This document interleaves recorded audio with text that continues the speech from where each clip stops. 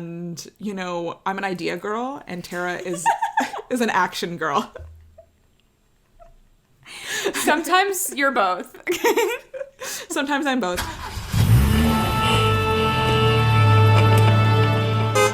Hi everyone, and welcome back to Off to Broadway, the podcast where we deep dive into anything and everything musical theater from the comfort of my car. I'm Tara. I'm Stefania. And in today's episode, we have reached the end of 2022, so we are back for another year in review. I feel like last time we did this, we were like, oh, our goal for 2022 would be to see more shows, and I think we achieved that goal. We were very lucky. It was almost, in terms of theater anyway, almost a back to normal year. I tried to collect all the programs from what I saw this year, and here's my pile. There's 2 shows I saw that don't have programs or even brochures, but this is a pretty good haul, I think, this year. It is a good haul. We were calculating what we saw because obviously previous years we have a bit of a ranking to do for our year in review episode, and including the repeats of shows, I saw 30 shows this year. That's great. I can't believe. I actually can't believe. I mean, my second trip to New York really put me over the edge, but I still can't believe it. I know, it's so many. We're very lucky. Very, very lucky this year. And we both got to go to New York this year, which is not something that we could say last year. Nope. We didn't get to go to New York together this year, but maybe we'll make it happen next year.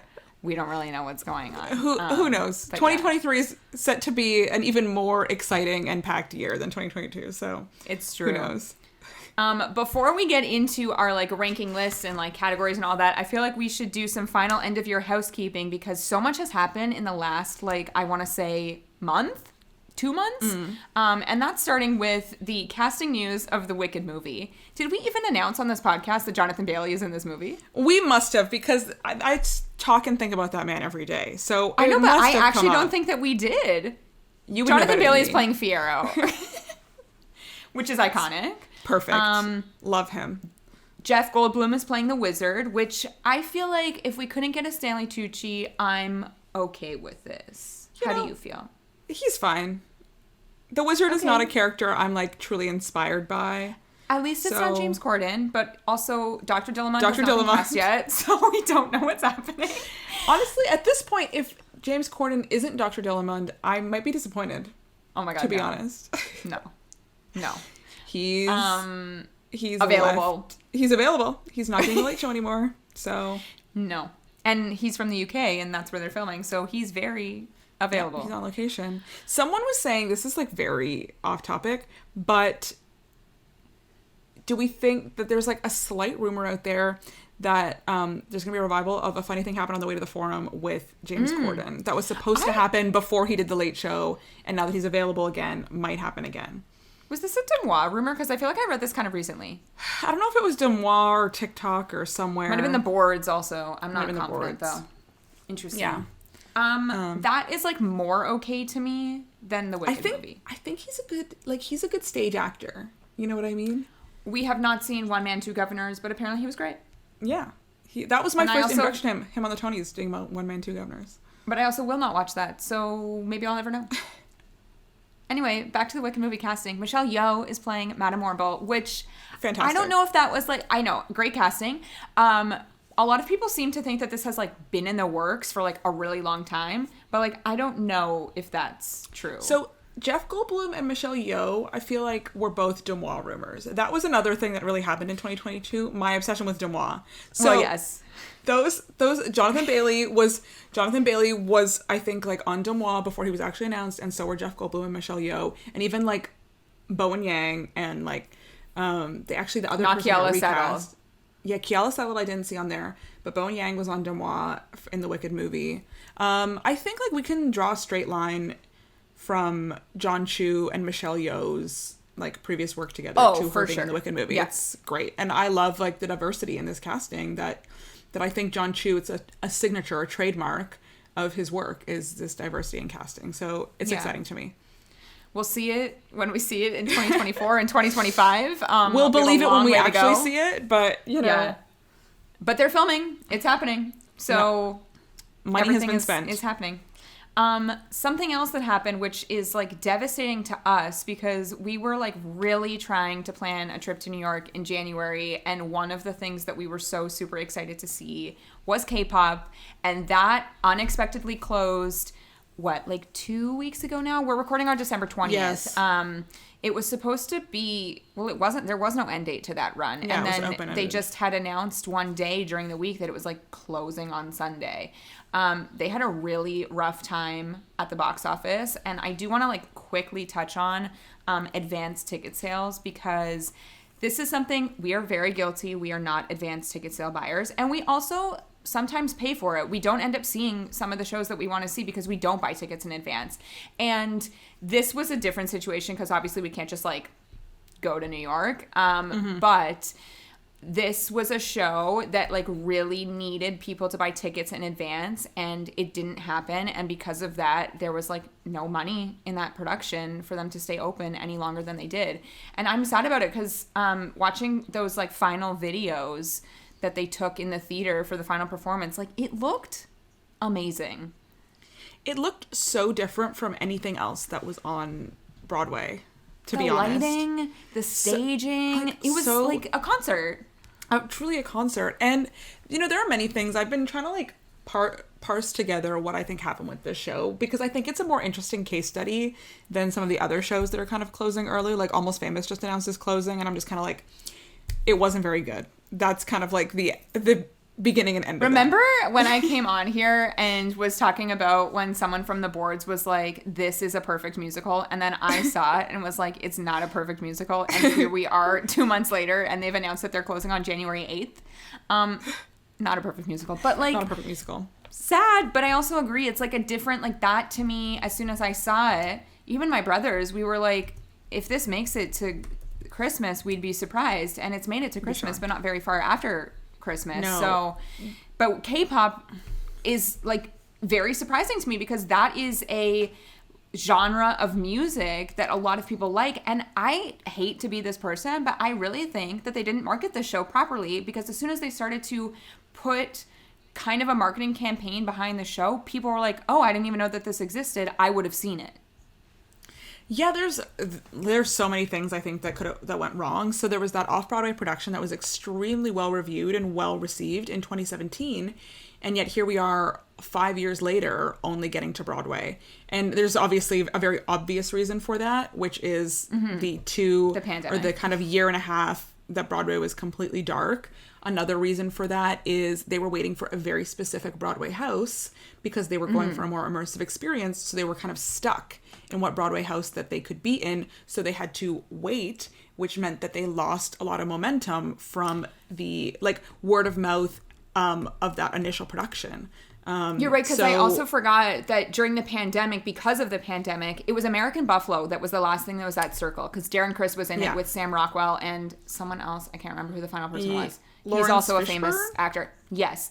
Right. And because of the pandemic, they had to push their opening, obviously, but still needed to do that full run. So K-pop was like, we're only interested in Circle, which means we have to wait till American Buffalo finishes their full run. Yeah. And then the other thing, kind of maybe the final thing, is people said it wasn't as good when it became less of an immersive experience and more of a separation between the audience and the performance. And it really brings us back to the discussion that we're constantly having, which is Broadway the right space for every show? And is Broadway the best way to feature the like specialness about every show? And it seems for K-pop, maybe Broadway was not the best like avenue for this show to be seen, because it took away some of the specialness that people said was there in the off-Broadway production, where you were really immersed in this concert experience. So lots of things that I think, just lots of puzzle pieces that did not fit together that resulted in an early closing. I feel for that cast. There was 18 Broadway debuts. A lot of these people, like, just young, very young. It was also a demographic that is much less represented on Broadway, particularly in new modern shows. You know, we don't need to see Miss Saigon and The King and I again. You know, this was interesting. This was more fun. Yeah. So sad about also that to as well. bring a K-pop star over. Like I think they really thought that they had something. I don't know. It's just like all very disappointing. It's true. I would love to know a little bit more of the like inner workings of the behind the scenes, because I think the producers probably tried to save the show as much as they possibly could, but it also comes a point that you're losing so much money on a weekly basis that it's just impossible to keep it open. So when there's no money, there's no money. Like that average ticket price sale was like $32, and they were selling to like 70% capacity. Like it was really rough. I was even hearing rumors they were having a hard time like papering the show, which is basically just giving away free tickets. So that's also it's sad. It's really sad. Yeah.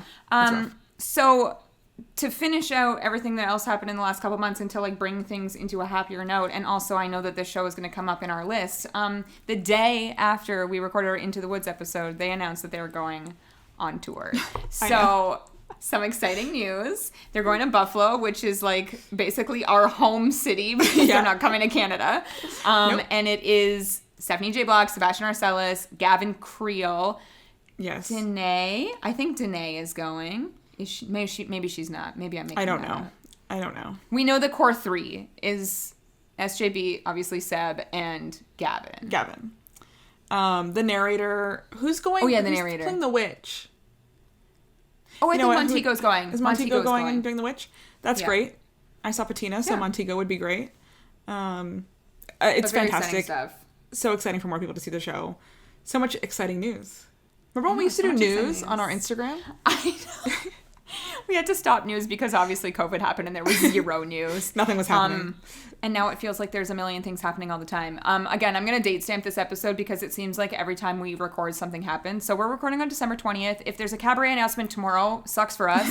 And if anything else... Oh, something else we never talked about. Shucked going to Broadway. Right. We know nothing about this. When the announcement happened, I was like... I have never heard about this in my life. So maybe that's on me. That's on me, I think. I knew that there was one like out of town performance or tryout with Alex Newell and Taylor Trench, but Taylor Trench is like not going to Broadway, but Alex Newell is, which welcome back to Broadway, Alex Newell. We've missed you. Absolutely love when Alex Newell is on Broadway. So yes. No complaints there. I don't know. Maybe this is going to give some shows a run for their money because I feel like top spot right now.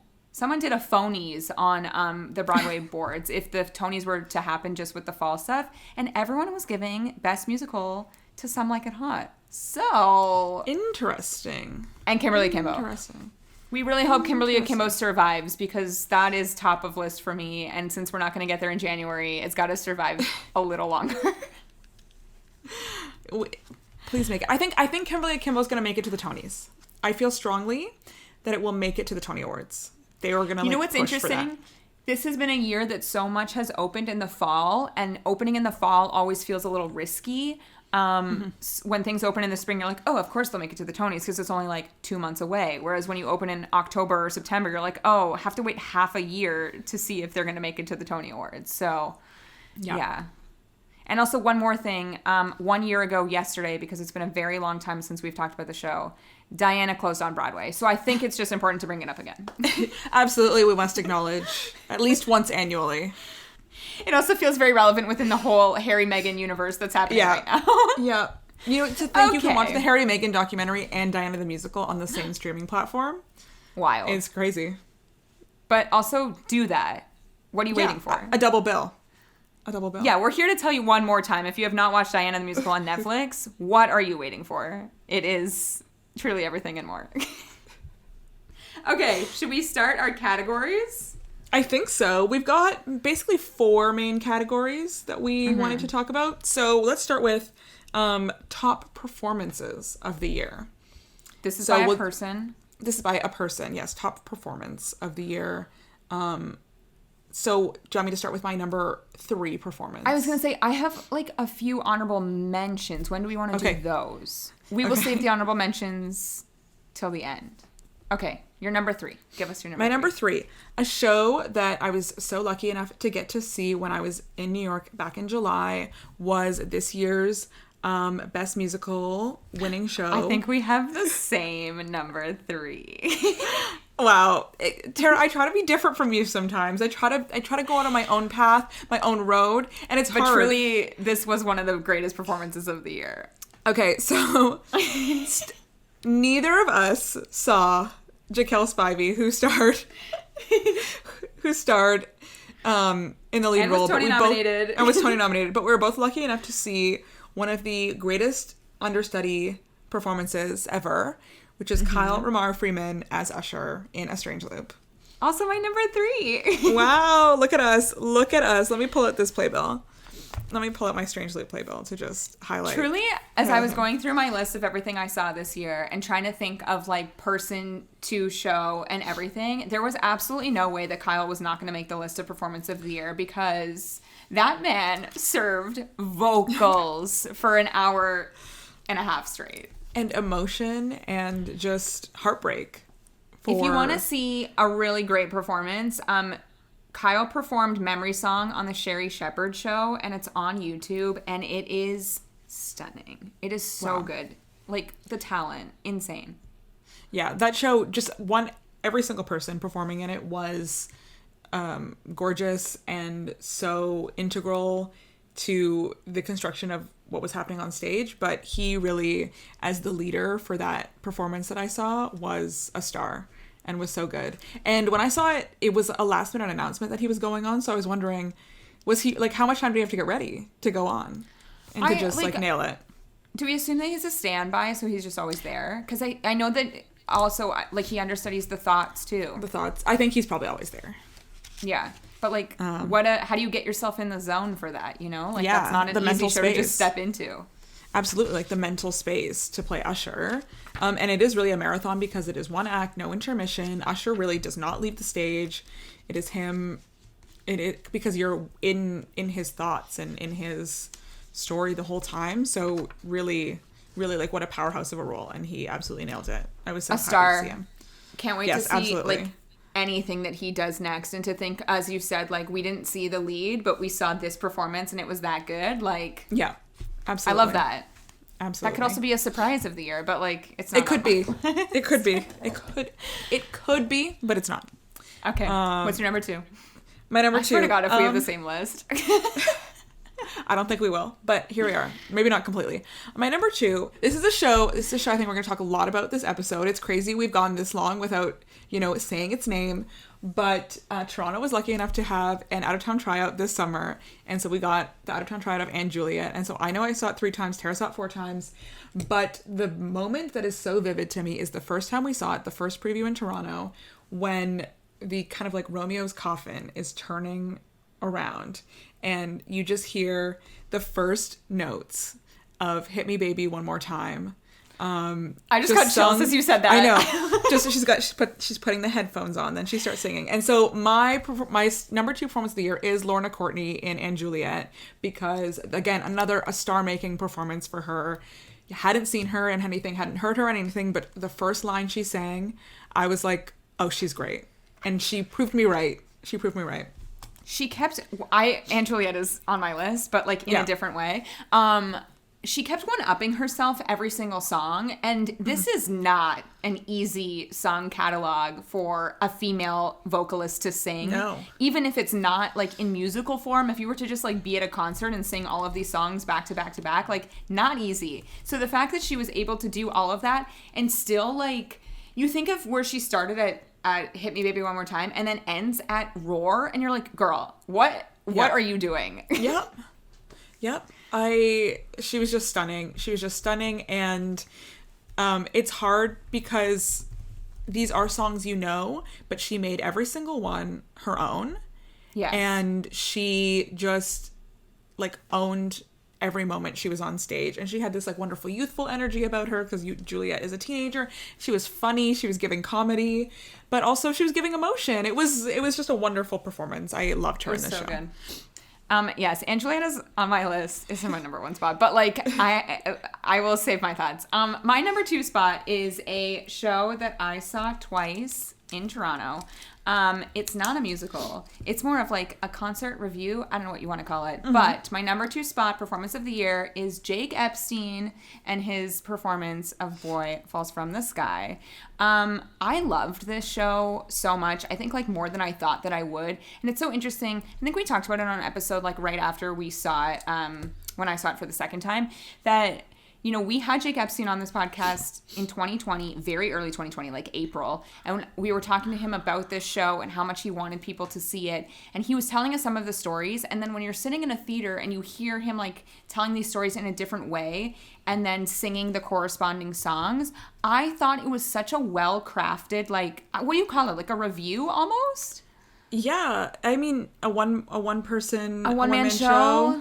Yeah. Yeah, like it was just a such one person cabaret. A cabaret. Yeah. The storytelling was so well done and everything fit so well together. And he obviously is a fantastic singer. And I feel like I never saw him sing, I don't think. Not live. I'd never seen him sing No. live. I'd seen videos of him before, obviously, and Yeah. we were lucky enough to have him on the podcast. But no, I'd never heard him sing live before, and like truly gorgeous voice. I mean, no one needs to tell us. We this. knew. We don't need But to we tell didn't you know. this. No. But yeah, no, to hear it in person. We ended up seeing the last performance because I was extremely busy for the entire run, except for that last weekend. So we're just like, gotta go, gotta make it to the final matinee. And truly thrilling to me to hear Spider-Man sung in a theater in 2022. Like, who would have thought we would have? No been one back else is hearing doing it Voices like from the Sky. Anyway, so I think there was talks to have potentially that show like go on the road. I don't know what's happening with it, but I think he did say that he wanted to do that. So like maybe it will show up again in a city near you, and if it does, run. It's so good. Absolutely, I would see it again if it was playing again. I would absolutely go see it again. I think it's a lovely like 70 minutes. Yeah. Everyone's playing music live. The song catalog that he chose was really good. And then like just hearing his like emotional stories about these shows that he's been in was like really great. I loved it. And it made me, because as we said, we had him on, it made me kind of reassess even stories that he'd told us or questions that we'd asked him, or I know there was a question we were like, oh my God, we asked you that. I feel so bad. Yeah, we're like, oh, he's like, I hate being asked this question. We're like, oh no. It's true. But he was lovely. But great. Lovely show. Okay, my number one performance. This is probably not going to be a shock to anybody because I have talked about this performance right after I saw it. But the number one reason for my trip to New York was to see Company, a show that I've loved for a very long time. And I didn't know what to expect. And I think most of the reviews around performances were about like Matt Doyle or Patti LuPone, but the person I left the show loving was Katrina Lenk. I was just like, this performance, so many times like the supporting roles get the like special, or not even the specialness, but like the praise. The praise. And as we talked about, Katrina Lenk was left off the Tony Award ballot. And maybe part of me thinks it was a week before closing, so maybe she had really just like truly settled into the role at that point, and everyone was just kind of letting go and giving they only had a week left to go, so they were giving the performances of their lives at that moment. But she really brought so much heart to the role and so much vulnerability, and she also brought the vocals, because sometimes like on the band's visit, I'm like, beautiful voice, but it's not like, oh wow, I need to hear her sing again. But when she sang, the moment that really got me, it's very different. No, but that's what I'd heard her really sing before. That was like my familiarity with her before. But when she sang Marry Me a Little at the end of Act 1, and it didn't rain for me, but really like the emotion, I know, but the emotions and the vulnerability she showed, while also at the same time belting her heart out, unmatched for me truly this year. Still think about her in that role, and I'm sad that show didn't get like longer, because I think it was very special. I know. Where's Katrina these days? I feel like relaxing, resting up for a next role. No, it's true. I also loved Katrina's performance, and I think we were like not in the minority, but kind of in the minority. There was a lot of critics that didn't like her. Obviously, as you said, not Tony nominated, which was a surprise. And I also loved when I saw her. The vocals. Some people criticized the vocals. I think the most criticizing of the vocals came pre-pandemic, and I think she rested a lot. Yes, and also I think it's one of those things. Reviews are done so early in a show's run. Yes, but a lot of times performances only get better the more experience you get at it, the more comfortable you get in it, the more you can relax, the less pressure there is on it. And that's what I heard very much about Katrina Lenk in Company, is that her her performance only went up the longer she did it. And so I was lucky to get to see it really close to the end. And I think she was just wonderful in it. Right. Okay. My number one performance of the year. Who could it be? This is a cop-out, as I said. It's actually the entire cast of & Juliet, and I will go through and tell you why. We just heard Lorna McCartney, obviously. But, like, Stark Sands, literally for the one moment when he says, everybody loves a wedding. If you know, you know. That was maybe his best moment in that show. Number 2, Ben Walker, obsessed with his Romeo. Actually, obsessed with his Love Me Like You Do. And unfortunately, the way that he sings it live is not on the cast recordings. You need to actually go to the theater to see it in the flesh. Obsessed with him. Number 3, Betsy Wolfe. Like, I could say everything about Betsy Wolfe, and she will be appearing on this list later. Number 4, Felipe Arroyo. I truly think that I am now his biggest fan, maybe ever. Let's talk about Confident. Let's talk about I Kissed a Girl. Let's talk about his riff on Blind and As Long As You Love Me.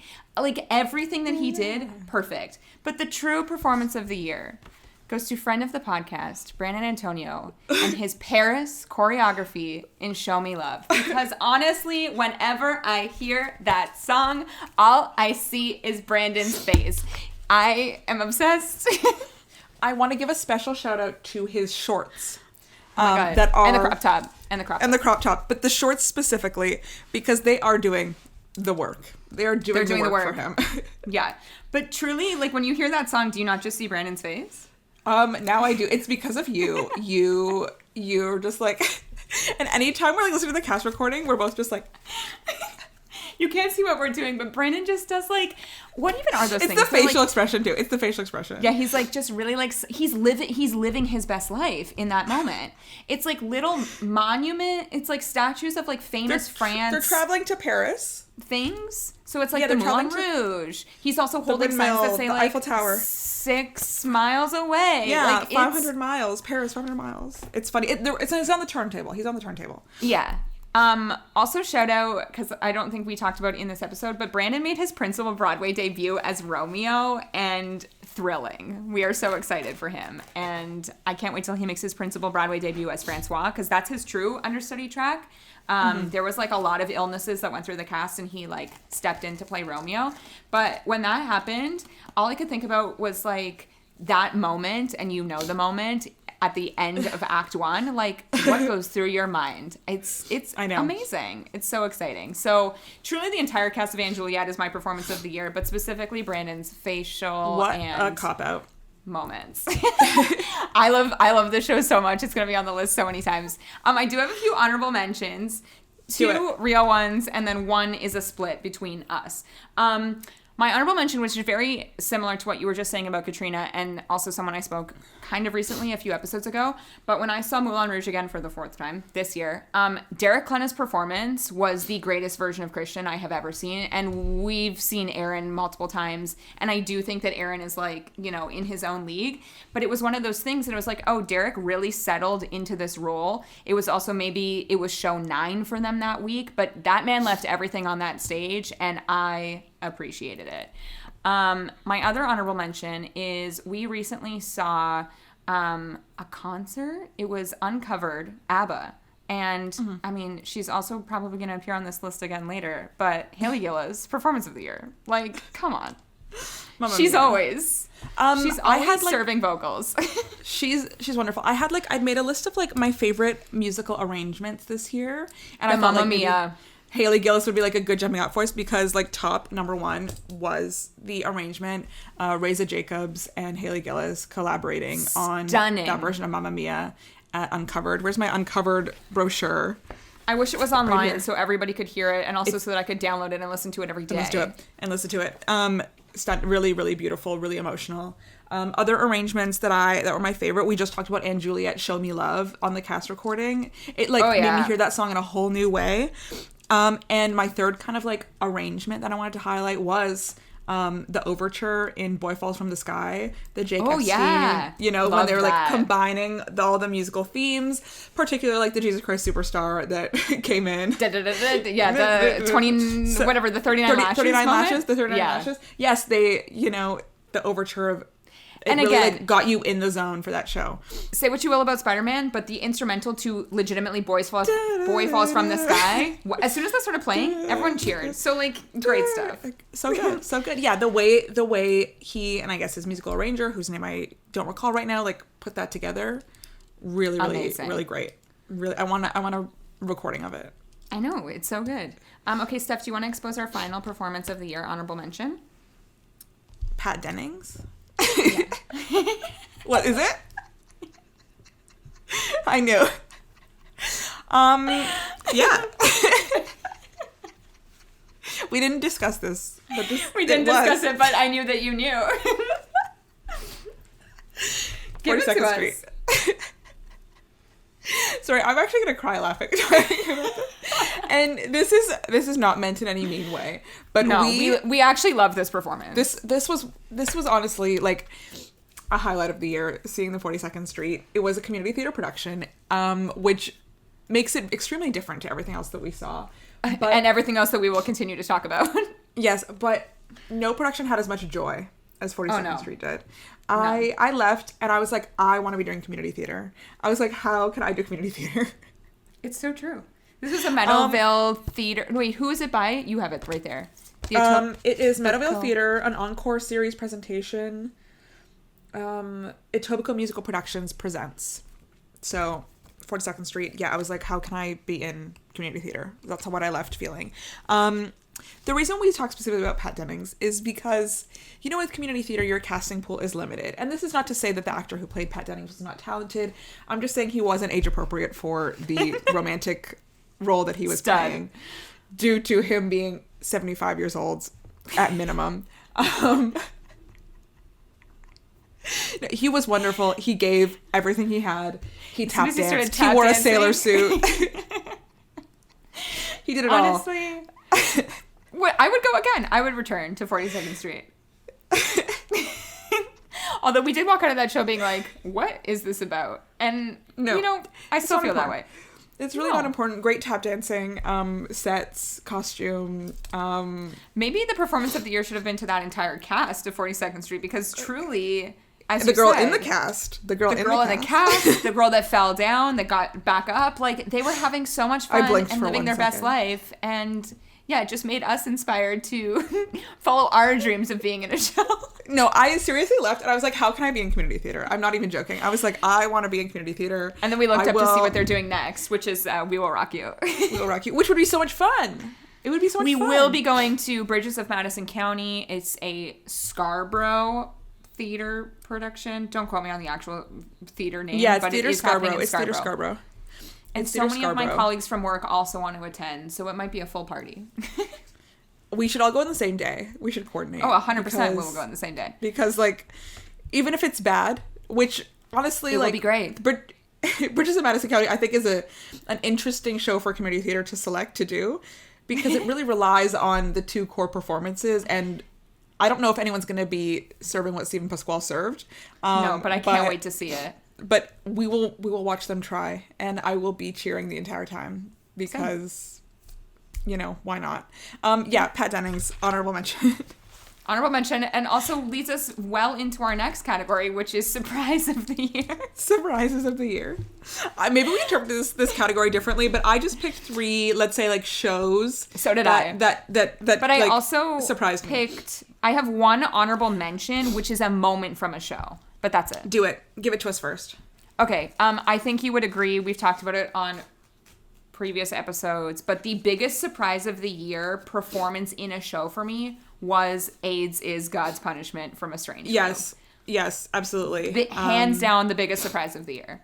And I agree. We knew that song going in. We had listened to that song a million times going in, but I never imagined that I would see what I saw on that stage. No. And I won't spoil it because you have to see it. The set really drove the point of the song home. Like, it really, like, made the biggest impact it possibly could. It used every resource at its disposal to, like, throw it in your face. And then also for us, because we saw Kyle wailing in the background, just put it over the edge. So you actually, if you were listening to this episode on episode release date, you have like a week and a half to go see A Strange Loop before it closes on Broadway. So go, because you won't regret.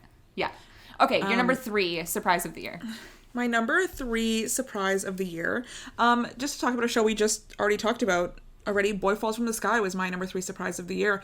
I was like, oh, we'll go see a friend of the podcast, Jake Epstein, in his show, and I was surprised at how emotional it made me and how it made me like approach and look at theater and the actors in it in such a different way. So I truly just like was caught off guard by how vulnerable he was in that performance and how much I enjoyed it.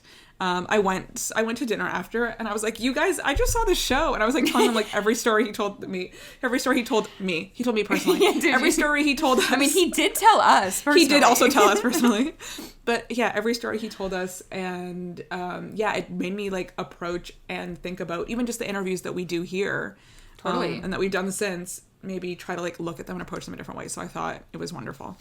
Yeah, and really surprised me. My number 3 surprise of the year, also a Canadian show, Dixon Road, which we saw in the summer. That's my number 2. That's my number 2. Okay, so let's talk about it here. Let's talk about Dixon Road. When did we see this? What month? June? Must have been June. Yeah. It was at High Park. It was outdoors. Yep. It was Musical Stage Company and Canadian Stage. Yeah. Canadian Stage provides the location. The space. But I believe it was Musical Stage Company and Obsidian Theatre that... You're right. Yes. That did the production of the musical. But Canadian Stage kind of is in charge of that location. What a great show. Like, honestly fantastic. What a great show. Did we ever I don't think we ever talked about it, like, for real. Maybe we did. Maybe it was an obsession of yours, but I can't remember. I think so. I think I did talk about it right after we saw it. No, I absolutely agree. It was... Sometimes you get nervous when you see a new original musical that hasn't had a production before. And especially, not to call out a previous Musical Stage Company musical in the same location, but last year we saw Blackout around the same time. And I stand by that part 3 of Blackout is the best part of Blackout. Oh yeah, it is the best part of Blackout, but that is not really saying... No. That's not a compliment. Blackout was really disappointing, especially after we'd loved the shorter version that we'd seen a few years earlier. So I was like especially hesitant about Dixon Road. We didn't invite anyone to go with us. Even though like tickets were free. It's not free, but pay what you can. It's in a good location, blah, blah, blah. It was an absolute blast. It was also and then I felt bad about not inviting anybody to see it afterwards, you know? I know. I was Chippy. like Chippy. Sometimes I forget, but when Oprah comes out of the TV, oh my god, they're like singing the duet. No, but it was really, really wonderful because it was about this immigrant experience, and it was this very specific immigrant experience of people who immigrated Somalia because of I don't even know what was happening in Somalia. A war. I have it open. It says it's a new Canadian musical with book, music, and lyrics by Fatuma Adar. Dixon Road tells the story of a Somali family who immigrate to Canada in 1991 as the Civil War begins to tear their homeland apart. Is the like short version of that. Yes. But it features Jermaine Conji, who was also in Uncovered, which we just saw basically, and Blackout. What a year for her to change that, you know? Yes. No, it was wonderful. And I think I spoke about it when we talked about it earlier. But it was about this extremely specific immigrant experience that Fatuma Adar, like, she drew on her own family's experiences. But I saw so much of my grandparents, my mom's experiences coming to Canada at a different time from a different country in a different circumstance, but there was so much about it that like resonated, even though it was so clearly very different. And I think that's like one of the greatest strengths of a show, is that you can be so specific to your experience or to a certain experience, but then you speak to such a huge wide variety of audience members and viewers. And I think it was so successful, and the music was fantastic, stunning, so good. Like, really great stuff. And then also, like, it wasn't a site-specific kind of show. It just happened to be at this specific site, but it worked so well for the High Park Amphitheater. But I'd be so interested to see it in a smaller, like, intimate house. I don't know. That was, like, a really exciting... I feel like we started going to theater again in March. That's when things kind of opened up again here. And although like a little more hesitant to see some things here and there, this was a really great like experience. And I feel like made us excited for the rest of what was to come that summer and this fall and this winter. So I agree. I really like Dixon Road, and I hope that there's a life for the show somewhere. Yes. I want to follow like what Fatuma Adar is doing going forward, any other shows she's writing or she's involved in. Like, I want to be there. Yeah. Okay, my number 2, also a Canadian production, and maybe your number 1? I don't know. Maybe. My number 2 surprise of the year was a play, everybody. A play. And it was Indecent. The Off Mirvish production of Indecent. I also don't think we've talked about this on the podcast because we haven't. Kind of recently. I have it somewhere else. With you? I do have it. I have all my playbills here. I have it somewhere else to talk about today. But, I know where you have it because I also have it. In a upcoming category. This was such a surprise to me, us. I don't know. I was shocked at this production. I thought it was so well done. Amazing performances by everybody that's in the cast. It's been a while since we've been back at the CAA Theater, so it was really nice to get back there. And it was just so emotional, which I will save that for another category, but there were certain moments of that show that, you know, you're just like watching the story unfold and the next moment you're like wiping away all of your tears. It was just so well done, starting the show with sand in their arms, like everything about it.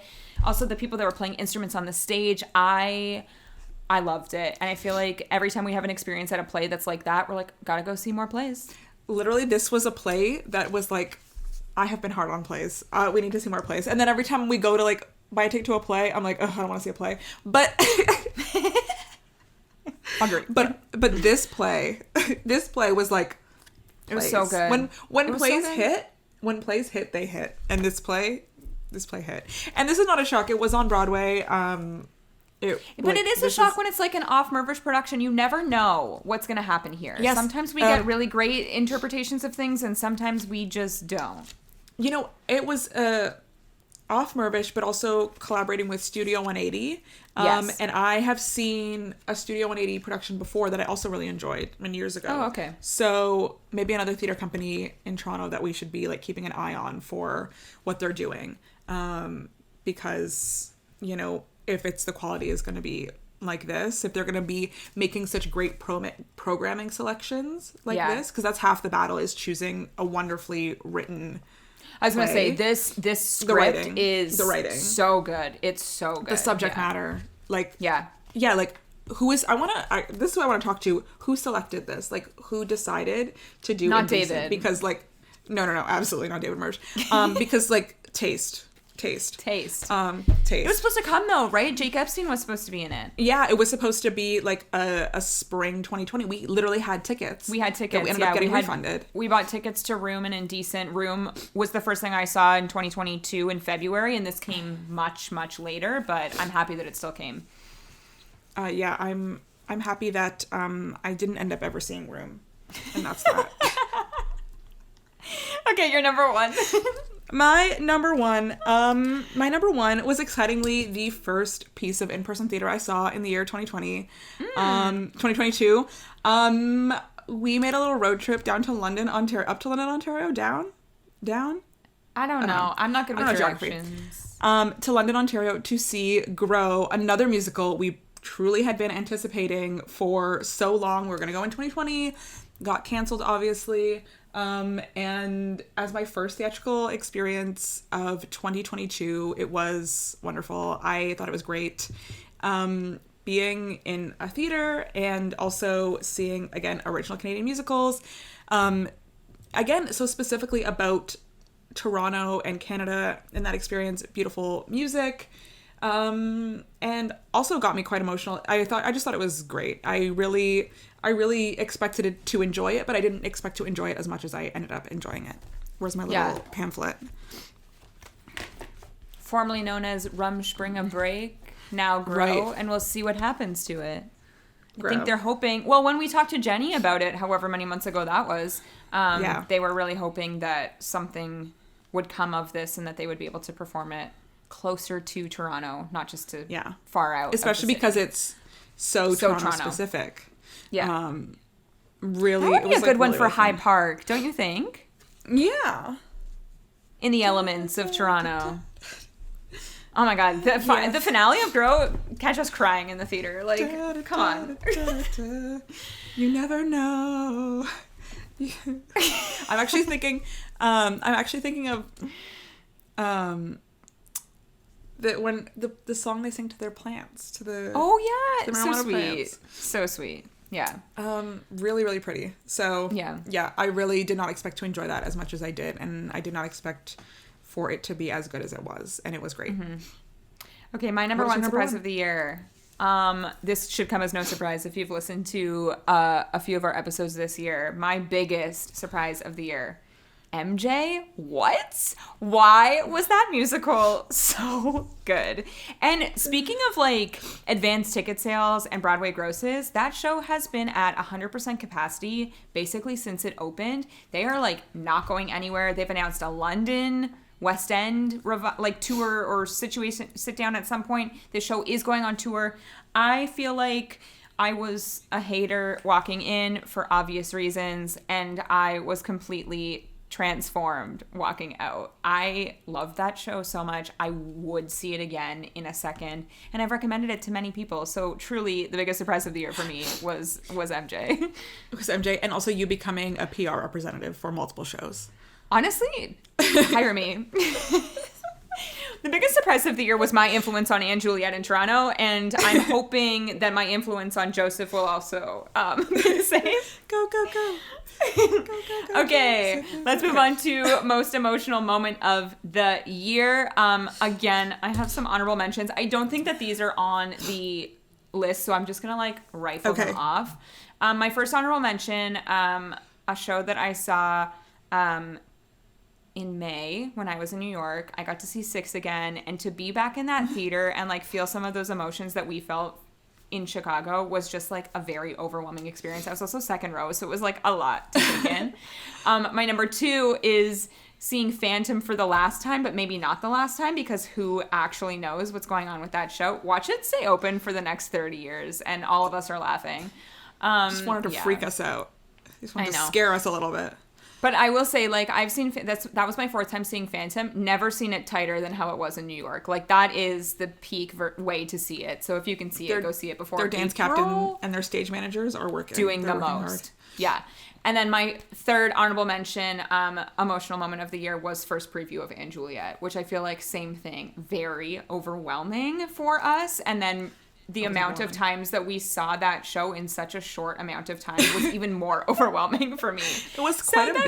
That's it. Yeah, that was just like talent. You're just like talent. Yeah, and also because I feel like we had talked about it so much, and we like this was a show we really wanted to see. So to go to first preview was just like thrilling. It was. It really was thrilling. Yeah. Those were all emotional. Well, the ones that I was at were really emotional. but it kind of does speak to like being in a theater. We took it for granted, and I do not anymore. I really do not.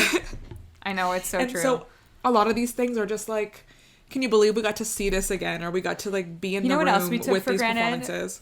This is gonna take a turn, but like cheap rush ticket prices, guys. Oh my god, bring it back. $79 is not okay. It's not okay in Toronto. It's definitely not okay on Broadway. And like, let's bring it back to like 35. That's great.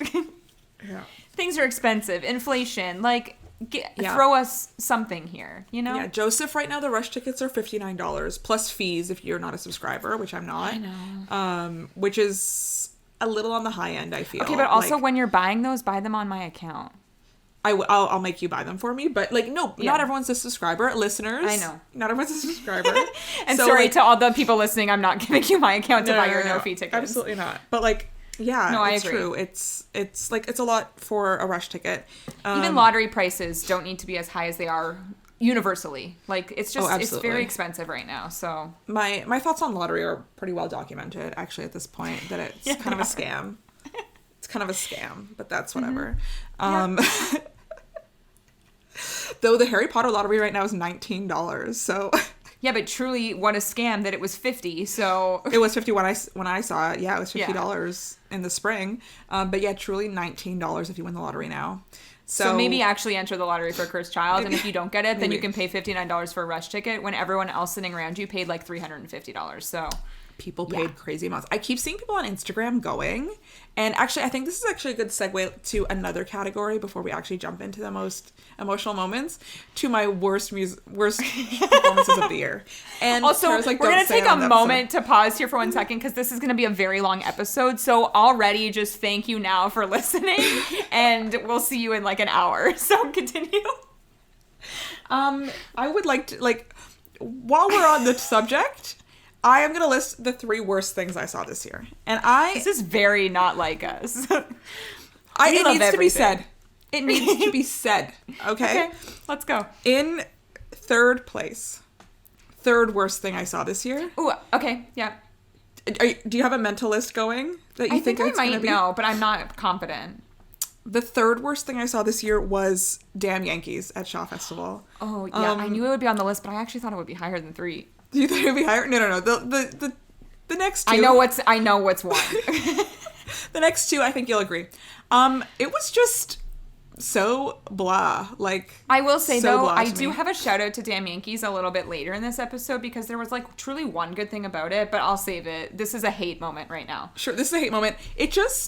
I absolutely would recommend it to nobody. And Shaw Festival, I think, has let us down the last few times we've been there. And so this...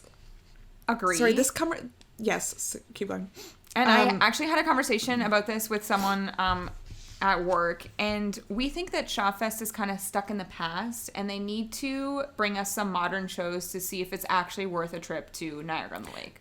That's my thought process. This summer they're going to be doing Gypsy, and Which we I must think we'll see that. see, yes. Yeah, even though it's not, I wouldn't call it a modern show, but No. it's definitely a different style from the Damn Yankees, Holiday Inn, White Christmas, whatever they've been doing recently.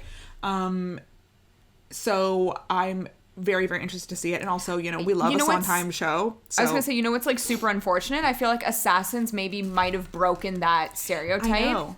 And now we'll never know because that is a blacklisted production at Shawfest. They will not be doing. They will never be doing Assassins again. It was a situation. Yeah. So Damn Yankees, third worst thing I saw this year. That's not a knock to any of the performers in it. It just really gave nothing. If anything, a huge shout out to the performers because there was a lot of COVID illnesses the night that we were there. So there was a lot of understudies that stepped in on opening night. Well, which the is lead guy crazy. broke his arm or something. Oh yeah, I forgot about. Remember? He was in the audience though. Yeah. He was in the audience. We saw him. I was like, oh, I think that's the guy in the program. guy. What I will say about Damn Yankees though, the character of Applegate, the actor who played him, who was giving kind of a David Tennant as Barty Crouch in Harry Potter and the Goblet of Fire. Amazing. Really good. Really good. He was great. Overall, not great. Number 2 worst thing we saw this year. Mm-hmm. Shakespeare in Hyde Park, As You Like It. That's not number 2. That's number 1. Sorry. No. Number 1 is number 1. Number 1, we know what it is. Literally trash. Sorry. I'm so sorry to everyone involved in this production. Here's the thing. We've praised Shakespeare in the Park many, many times before for their interesting takes on Shakespeare.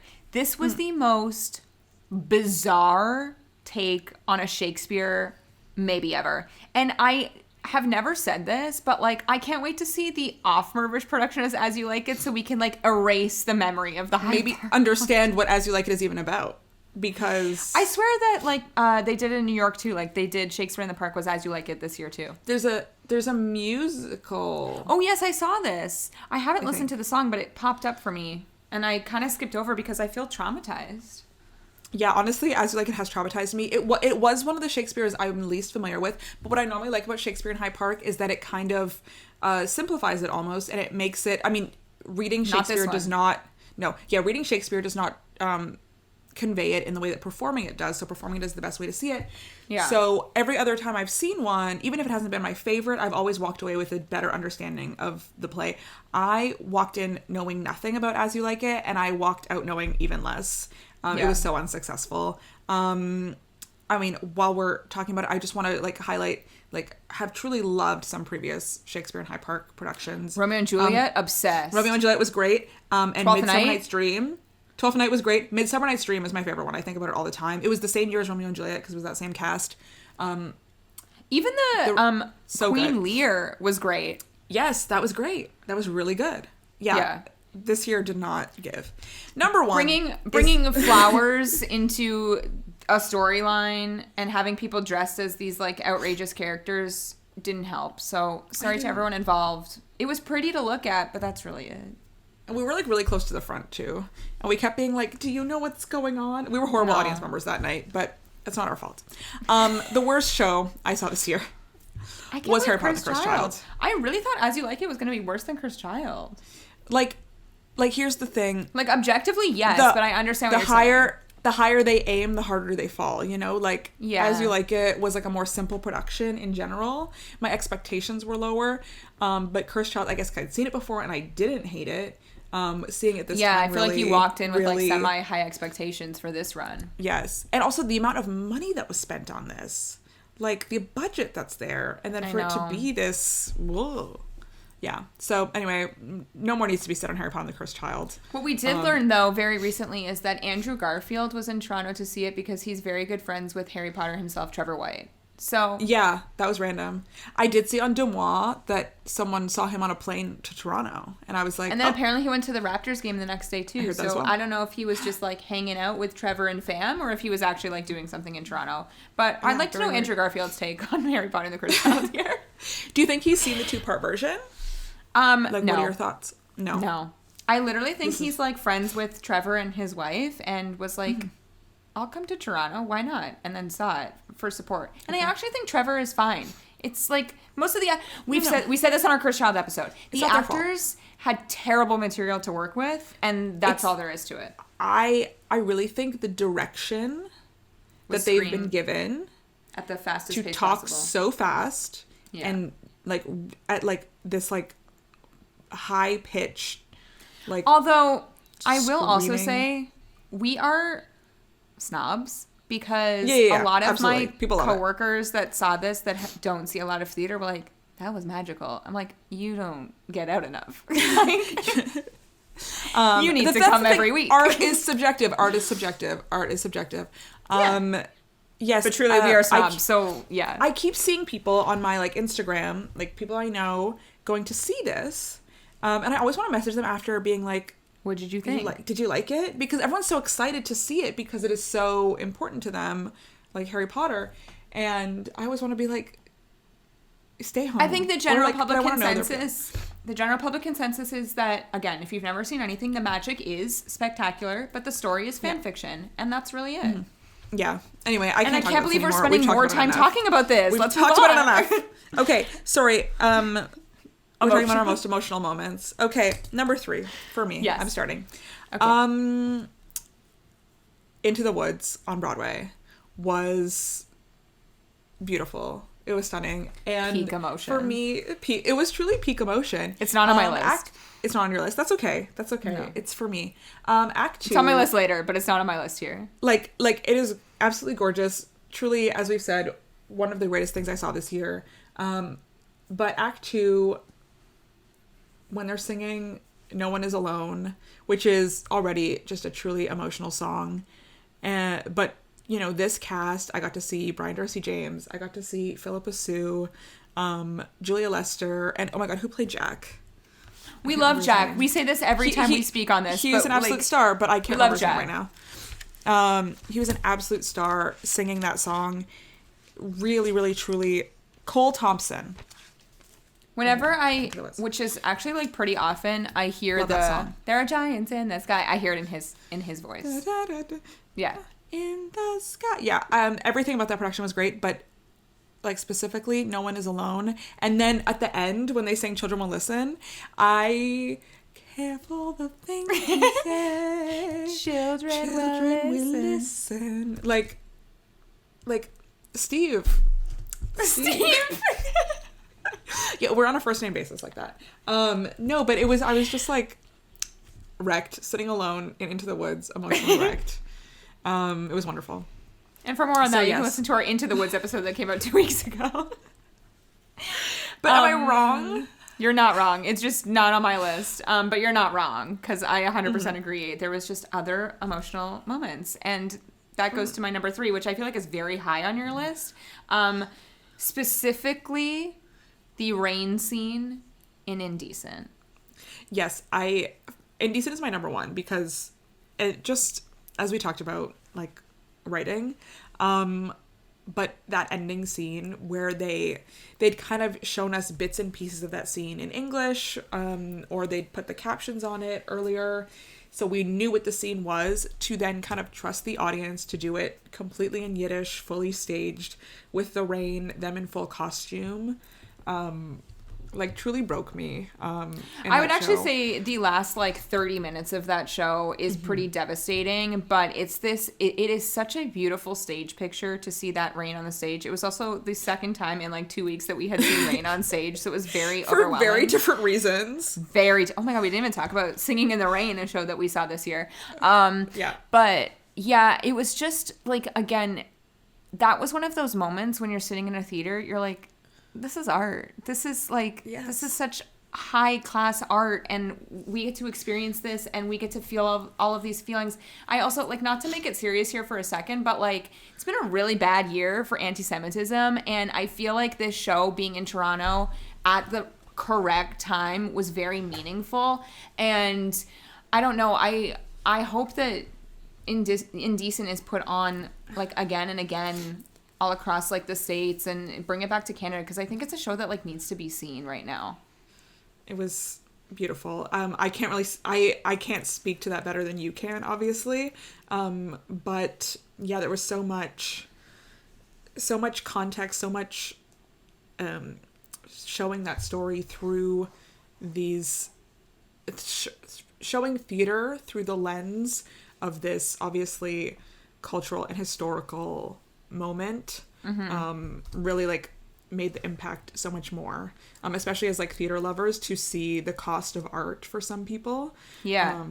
Like nothing, and also, nothing was better. When you bring in another language, it adds such a different added element. And all I could think about as soon as it was over, it's like, I wish I saw Yiddish Fiddler. Like, I really wish I saw it, which is playing again right now, like, on Broadway. So, amazing. Or off Broadway. But there's, like, something when you bring, like, another language in, and you can see people bonding over when they don't speak the same language. And I don't know, like, everything about that production, I loved it so much. And I'm sad that it was only here for, like, a very short amount of time. I know. Yeah, sometimes that's, like, not the problem with Toronto theater, but Toronto cannot support these, like, longer runs, especially for a smaller play like this. So you're always, like, trying to catch it in the, like, month it's running, if it even runs that long. No, it's true. Yeah. That was my number 1, but I will talk about my number 2 right now. This show, I kind of objectively think it wasn't great. However, This is Between the Lines. Yes. I was emotionally wrecked by Act 2 of Between the Lines. And I wish I had the voice note saved from you.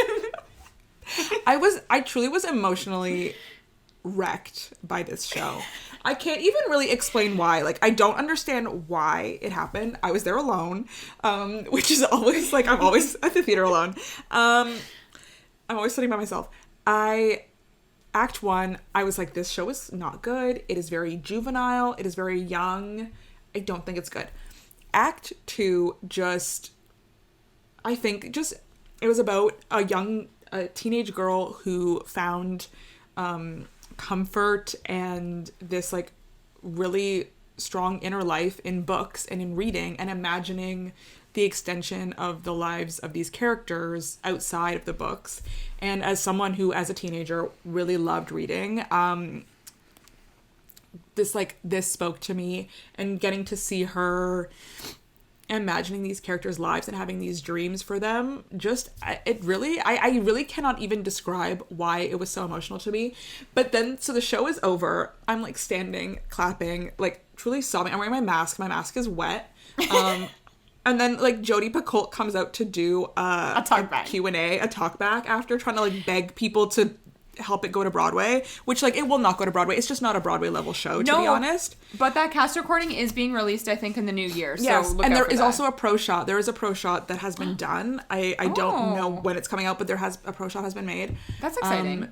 Yeah, it is exciting because more people will see it and then it'll be done regionally. I want this show to be done regionally so much. I think it'll be really successful in schools, regional productions, community theater. I think it'll be great. It is not meant for Broadway. It is just not at that caliber, in my opinion. But if a production was being done around here, I would see it again because it truly just it hit me in the exact right spot. And I can't wait for this cast recording to come out so I can cry more. Anyway. No, I was going to say, I feel like we thought that this cast recording was coming out like a very long time ago, and now really we know did. it's coming out soon. Where is it? Where is it? But yeah, it's coming out in January. So I guess I'll do my 2 and 1 then, back to back here. Number 2 for me is A Strange Loop.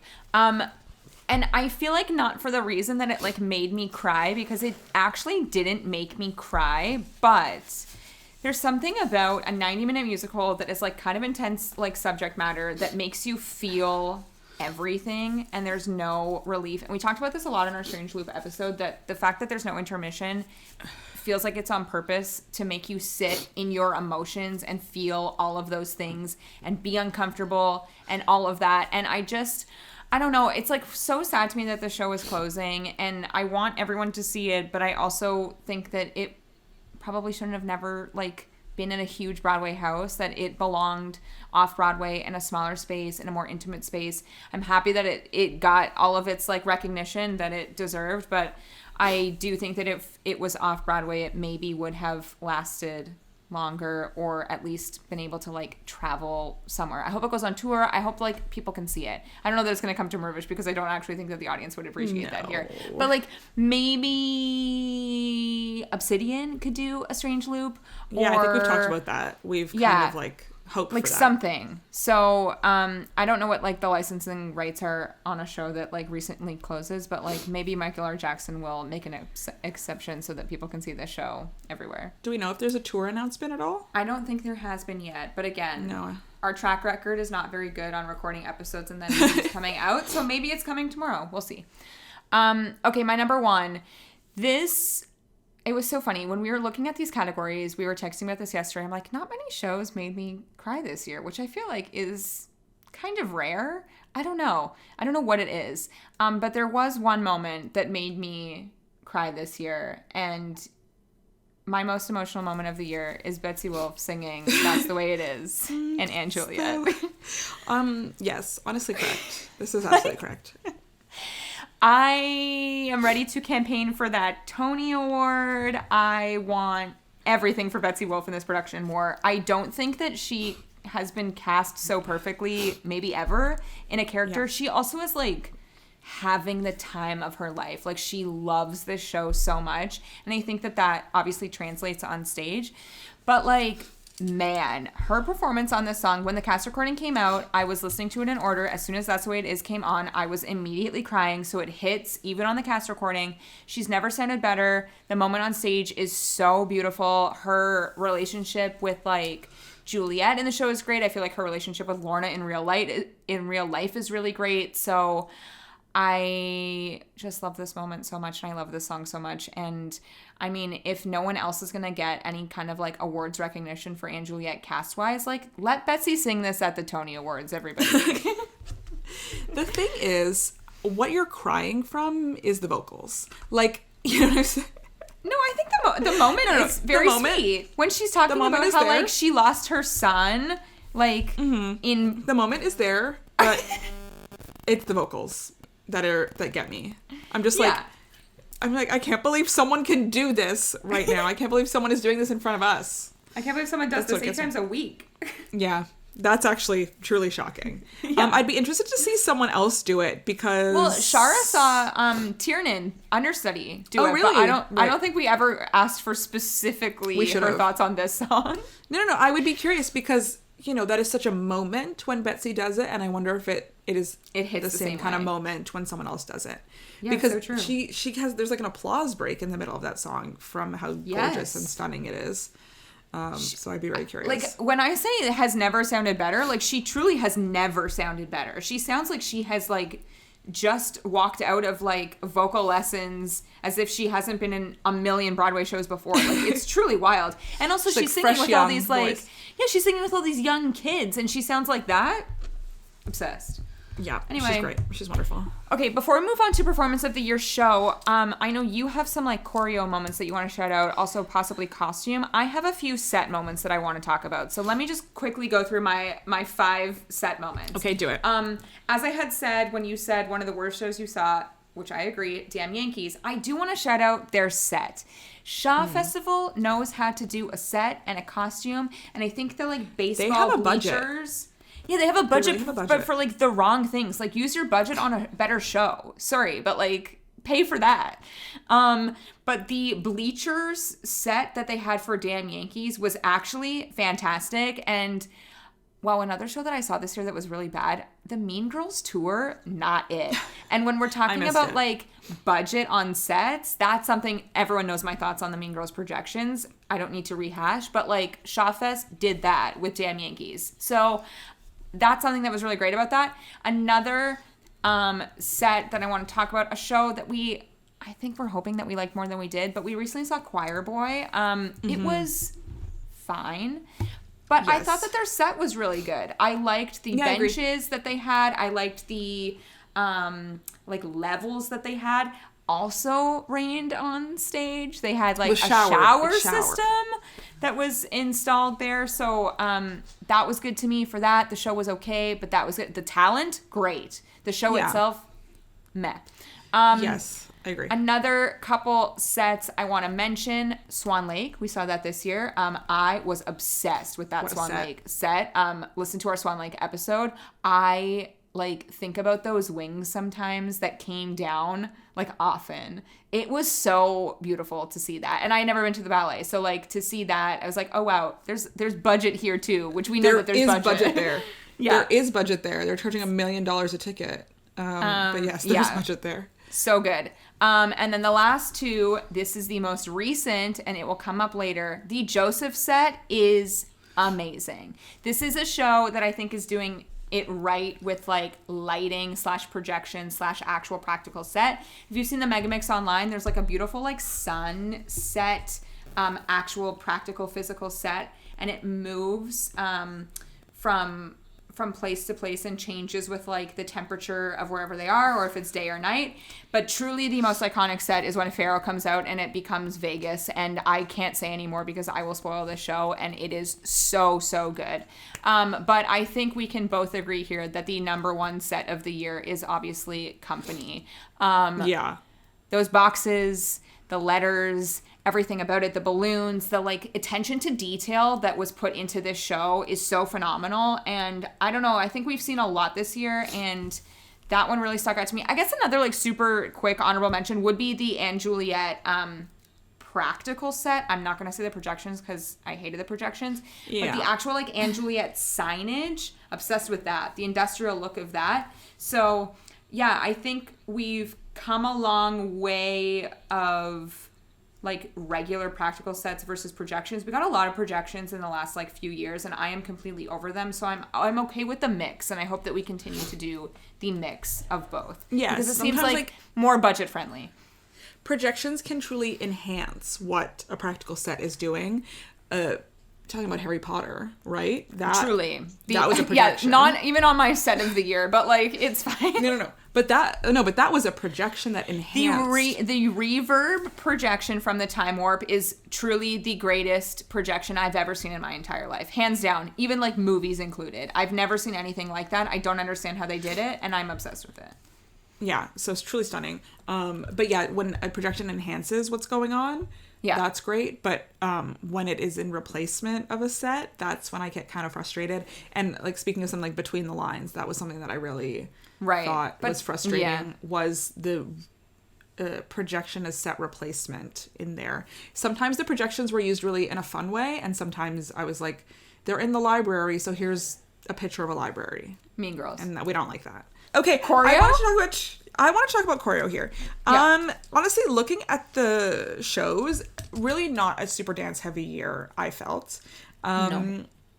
So I'm going to talk about 3 pieces of choreography.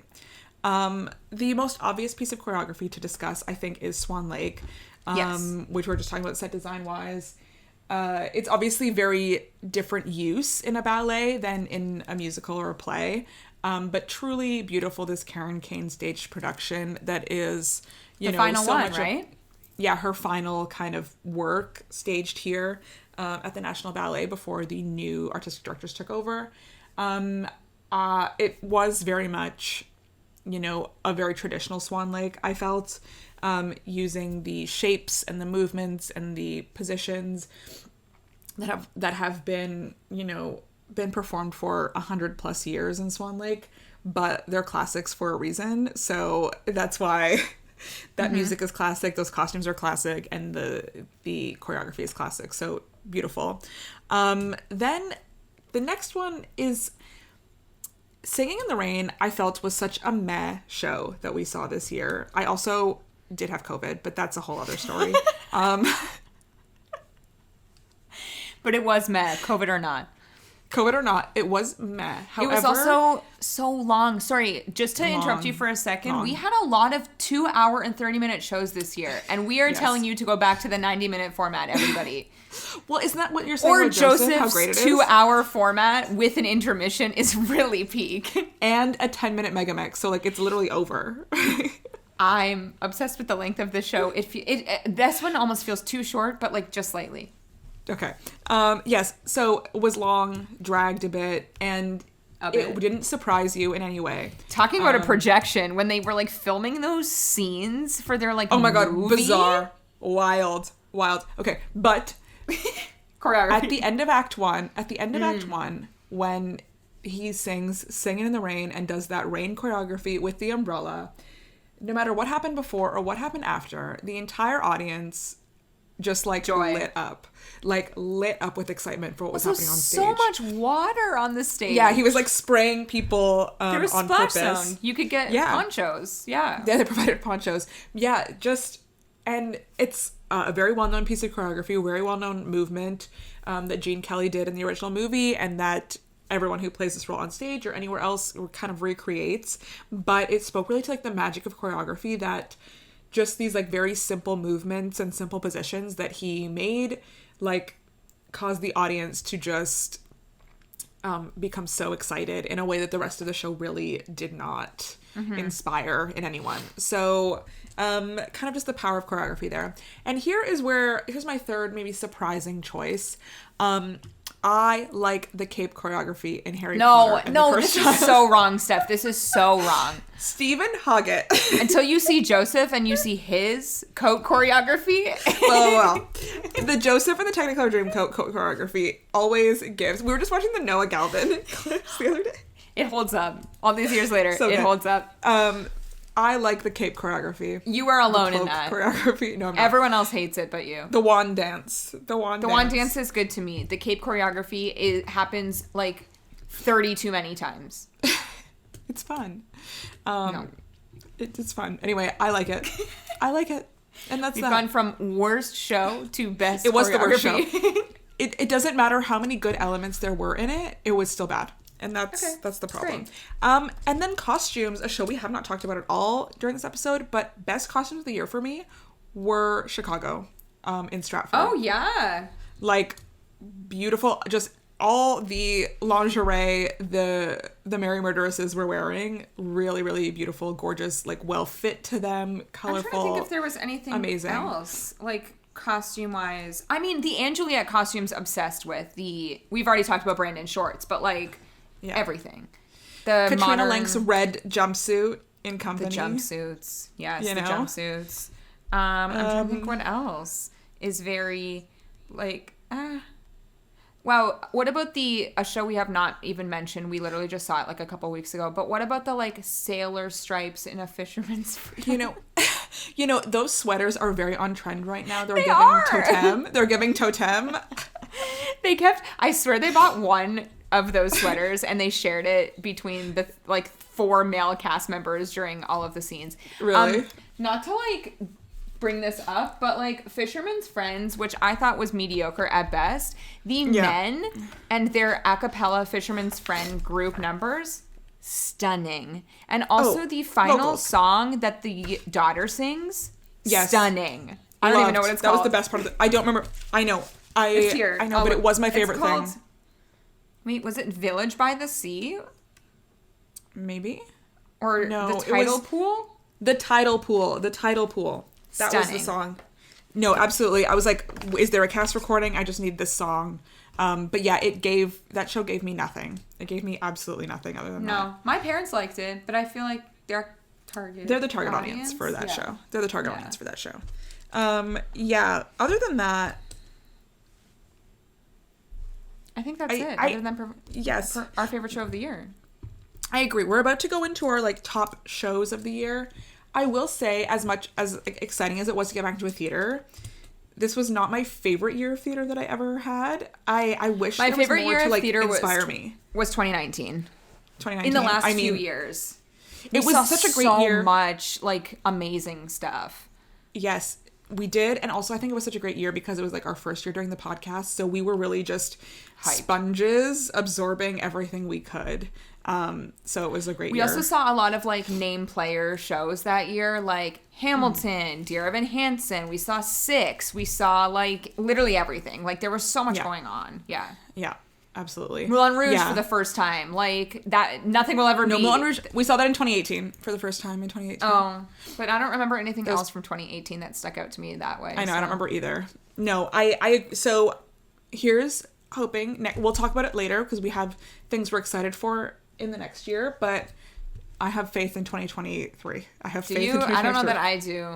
I have like semi-faith. Semi-faith? We'll see. Yeah.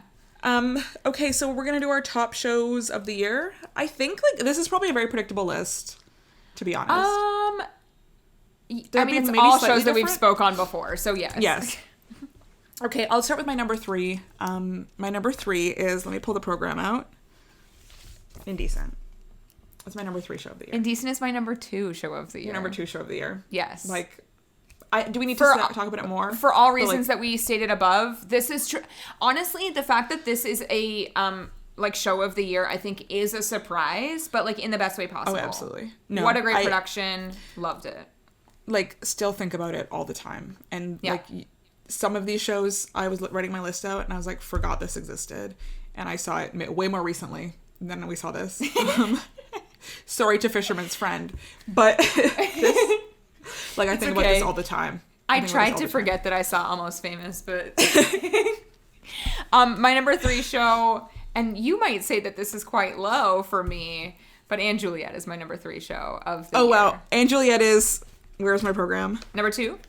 My number 2 show.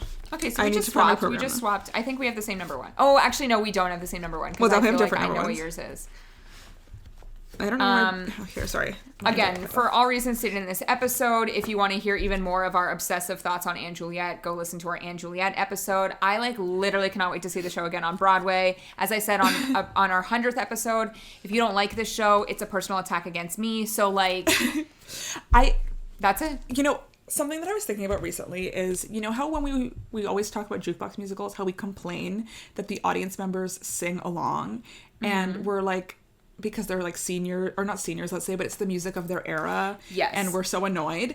And never have I understood them more than when I was in the audience for Anne Juliet. Yeah, but we didn't sing along. And I'm like, this is my music. We didn't sing along because we have respect. Respect.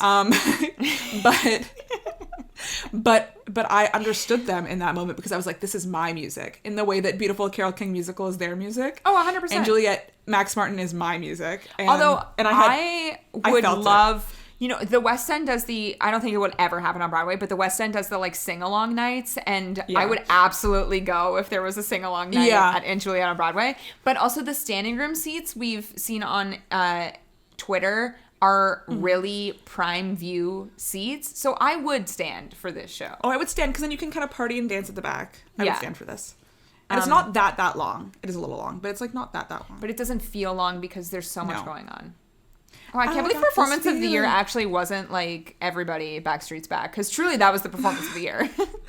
Oh my God, we're back again. Okay, so number 1. My number 1. Wait, as I look for the playbill. I already know what it is. You know what it is? Do you? I think I can pull out my old playbill. Is it Company? Yes. It's not my number one, but I knew it would be yours. It is my number one. This is very predictable of me, but to get to see a show that I absolutely loved, we talked about it earlier in the episode, finally on Broadway, and honestly to live up to my expectations and to the hype, and also just like it was very emotional to be back in New York and seeing this show after Stephen Sondheim had died as well. So it was just so many things in seeing this. So Company, my number one show of the year. No more needs to be said. What nobody knows, I've talked at length, is that our Company episode raw runtime was 2 hours and 45 minutes, and I cut it down to like an hour and 40. And there's a moment where Steph was like, I knew it was going to be this long, and I was like, I didn't have that much to say. I had so much to say. I know you guys don't know how hard Tara works to cut down me talking. Not always. Sometimes it's me too, but mostly it's you. But that's fine. We're at an hour and 15 minutes here. So I know. Gotta, like, I told you. along. Okay, should we talk about For my sake, we need to move this along. I told you this episode would be 2 hours. I have a lot to say. I have a platform and I use it. Okay. Tara, show us, what is your number one show of the year? I don't have it with me, unfortunately, but my number one show of the year, I feel like it would maybe be your like 1.5 if you could put a 1.5 show of the year. It's Into the Woods. Like, what was a better show that I saw this year than Into the Woods? I know. Other than Aunt Juliet and Indecent, but like Into the Woods. It was so, absolutely fabulous. Again, we literally just did an episode, goes into our thoughts on our Into the Woods episode. Also, shout out to my mom, because she was like, that was a really good episode. You guys like really like did the interworkings of like this show. And I think that that's like the true testament of how good this show is when it makes you like leave the theater and then think about it for like weeks, months, years, however long after it. I am a sucker for a good overture. I am a sucker for a good lyric, and this show gives me all of that and more. And I literally cannot wait to see this show again on February 18th or 19th, whichever day we would decide. But yeah, it was just like, it was so, I don't know. I don't want to say that it was an unexpected love, because it shouldn't be when the cast that I saw was as good as it was, but it truly was like unexpected to feel like those feelings in a theater like that. It like brings you back to like when you see like the first show that you fell in love with. It like kind of feels like that. You're like, oh, this is why I love theater. This is why we do what we do, you know? Like it's that's the feeling. Absolutely. Yeah. Absolutely. So, I absolutely agree. Into the Woods, wonderful. I should have had Surprise of the Year, Mr. Saturday Night. I'm kidding. I was editing a TikTok together, and you sent the clip of Billy Crystal. Just like, I was like, this is not going in. I almost sent you the clip that when I was sending you a voice note after leaving MJ. I wish I had that. Maybe I have that somewhere. Me literally like losing my mind after leaving MJ, and then accidentally walking into the stage door of the Music Man and seeing Hugh Jackman like wave. Yeah, where's the clip of Hugh Jackman? I'll put that in. I'll send you that. It's literally just like Hugh waving with the mask on. Anyway, okay, that wraps up our section on like everything that we saw this year. But of course, it wouldn't be a year in review if we didn't talk about our top podcast moments of the year. Do you want me to start? I don't know if I did the assignment properly, so I mean, what else is new?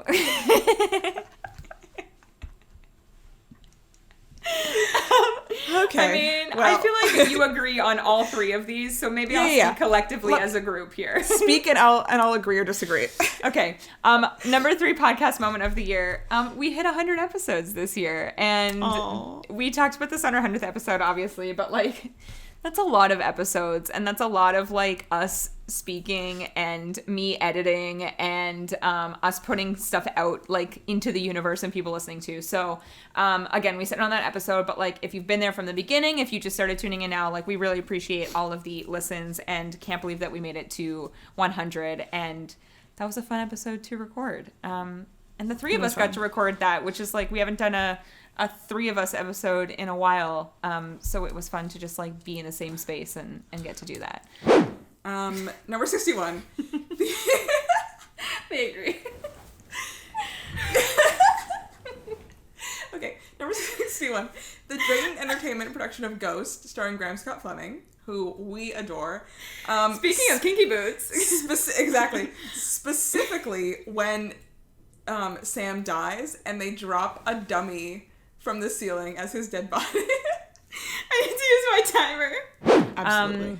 Okay, my number 2 podcast moment of the year. I'm getting to talk to Jenny about Grow. This is a show, as you said, that we first saw at the Canadian Music Theatre Project in 2019.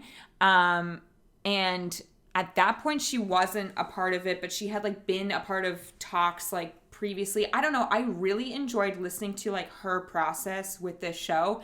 And then also that conversation in general, her and her husband, Peter Fernandez, both actors, both in this industry, and hearing their like story of working or not working through the pandemic, and then hearing, like having swings in Canada now and understudies in Canada now, like all these resources that weren't put into place before the pandemic. So if anything good came out of it, it was support for our Canadian like colleagues, which is really great. So I just really love that conversation. I thought she had like so many interesting like tidbits to tell, and then obviously getting to hear about like the inner workings of Grow and how that show came to be was just super interesting.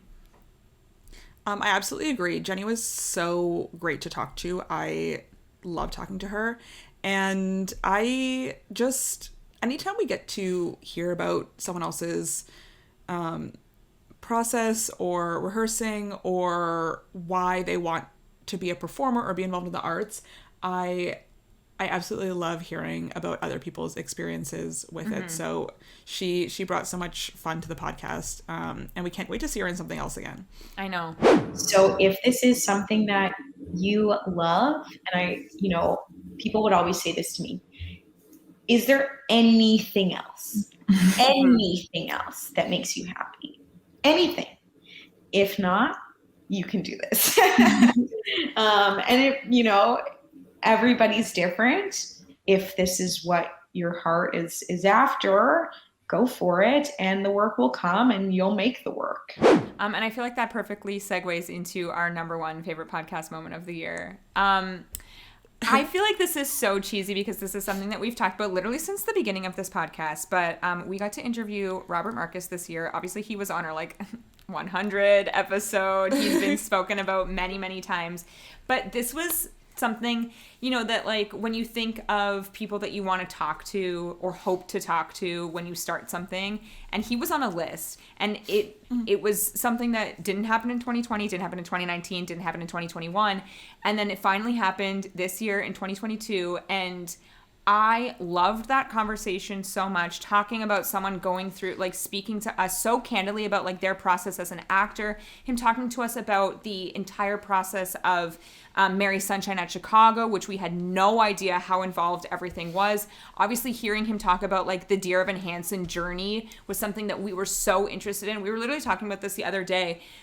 He did not have to give us details on things like that, and he was so open and so honest about those conversations, and that's, all you could ask for when you're going into a conversation with somebody or an interview or whatever. So we all know Robert Marcus, so stupid talented, but what a genuine human being. I loved that conversation so much, and so generous with us. So truly, if Robert is listening to this, thank you so much for your time with us. We really appreciated it. And then I got a call from my agent being like, the casting director in Toronto wants to see you. Will you come in and audition? It's 10 o'clock in the morning. I'm like, no, no one should have to sing Evan in the morning. And I was like, no, the boat sailed. I don't want to leave this season that I'm supposed to do. And then I get a call from my agent being like, they want to see you in New York. You're auditioning for Michael Greif, the lead producer, Pasek, Paul, Lackamore, Levinson, Tara Rubin's assistant, and they'll fly you down and you audition the next day. And I was like, okay, that's a great story. After you've rejected them? After you've already rejected them? Yes. Well, my agent was like, the producer finally saw your video. And it didn't make it all the way to her. And she's like, they'd really like to see you for it. And I was like, okay, I'll go because it's going to be a great story. And I get to go to New York for a day. Sure. Yeah. Yes, truly one of the most fun episodes we've ever recorded. I think whenever you have a guest, you're nervous about the chemistry or how the conversation's going to go. And I especially honestly too because it's through computer, right? We're not in person. Yeah. Absolutely. And I can't say any of the conversations we've ever had have been bad. No. But some of them are just top, great, wonderful. And Robert was So much fun to have, so generous with his time and with his expertise and with his experiences, and truly, truly agree. One of my most favorite moments of the year in the podcast, but also ever in the podcast. Yeah. And we can't wait to talk, hopefully, to more people in the future. We are always, as we've said all the time, like such big advocates for Canadian theater. We want to see new productions. We're seeing some new productions, hopefully, in the new year. So, yeah. Are we going to talk about what we're looking forward to seeing next year? Our most anticipated performances? Yes. I have like 3/4, but 2 of them are the same. They're just in different cities. Okay, that doesn't count. Okay, I have 3. I guess maybe 2 of them are maybe okay. Maybe they're the same. Are we talking about Merrily We Roll Along? We're talking about Merrily We Roll Along, the Toronto/Broadway. Oh my God, it's something that we didn't mention. Merrily is transferring to Broadway. Everybody, thank God. I'm shocked. But also thank God, because like otherwise we weren't gonna see it. Every time I see a clip of The Bows in the off-Broadway production, I cry because they're And we should say it is transferring with Daniel Radcliffe, Jonathan Groff, and Lindsay Mendez, as well as the entire cast. The ensemble. Yes. Merrily We Roll Along here in Toronto at Crow's Theatre in a collaboration with Yes Theatre Sudbury, and as well the Broadway production, which I think is a destination show for us. Yes, but speaking of Merrily Toronto and talking about how we've like maybe manifested things on this podcast before, Alessandro, we want to talk to you. So next year, let's start making it happen. Let's start making these things happen. Other shows I'm excited for. I think I talked about this multiple times, and we were talking about buying tickets to it last night. And I think once we hop off, I'm actually gonna pull the trigger and purchase tickets for us. Yerma at Coal Mine Theatre. I don't know why, but it's like literally my number one most anticipated show of the year. Sarah Gadon is the real deal. Sarah Gadon, I know. It's gonna be great. Coal Mine Theatre, its first performance in the new venue because their previous venue burnt down. So it's very exciting, and it's one of the first times that this production is going to be allowed to be performed without the original director, so like the licensing of it is really, really exciting as well. So yeah, I'm pumped. I'm going to make you guys sit through this very emotionally intense excited. Play. Can't wait. We're going to a play, everybody. We're going to a play. And my third one, that's why I wanted to jump in with this category here, Kelly v. Kelly. Ever since that song was released and we talked to Britta Johnson, I've just been waiting, just been anticipating when we finally get to see the show, and 2023 looks like the year. So cannot wait. I'm about to pull up the spreadsheet. I'm like, what's the month that it's coming here? May and June. May. Yes, May and June. No, those are all great picks. Yeah, we've been talking about some of these shows for what feels like years at this point. So to be able to finally see some of them, so excited. Yes, me too. Obviously, Merrily, Toronto, and Broadway. Speaking of advanced ticket sales, I think this is something that we're probably going to advance ticket sale buy to Merrily Broadway as soon as those tickets come out, whenever that is. We know it's fall, but there's also a lot else happening in the fall, so that will be exciting to go. Actually, before we continue this, we forgot one more thing that happened in the last 2 months, and that was the full casting for Sweeney Todd. Jordan Fisher going back to Broadway. Gayton, what's his last name? Matarazzo. Yes, Yes. I don't know. Gayton going back to Broadway. I actually think that's a great casting for him. Ruthie Ann Miles going back to Broadway. Gina DeWall. As the standby understudy for Beggar Woman and Mrs. Lovett. So that's a pretty stacked cast there. So that will be exciting when that happens. No, Sweeney Todd is not on my list of what I'm looking forward to. But if I happen to be in New York and it's playing, if Gina is in, I'll go. I'm excited to see Hadestown again. It's not coming for a very long time, but it's coming in July. And the most interesting thing to me is that I don't believe that the tour production is in the round. And I think the round is not the round. Turntables. I don't think they're bringing the turntables with them on tour. And to me, the turntables are the most important. There's one turntable. But I don't think it does what it needs to do. And I'm not going to say it. Well, it doesn't do the same thing. But there's one turntable. But there is, the turntable is a character to me in that show, and if that moment doesn't happen exactly as is, I'm not sure how they're going to do it, so I can't wait to see another production of Hadestown. But truly one of the things I am most excited to see next year, and I can't believe it's taken us long to say it, but Rent at Stratford. Yes. Robert Marcus, Andrea Macassette, this production He lied to us. Or he lied played to coy with us. He played coy with us. He truly did.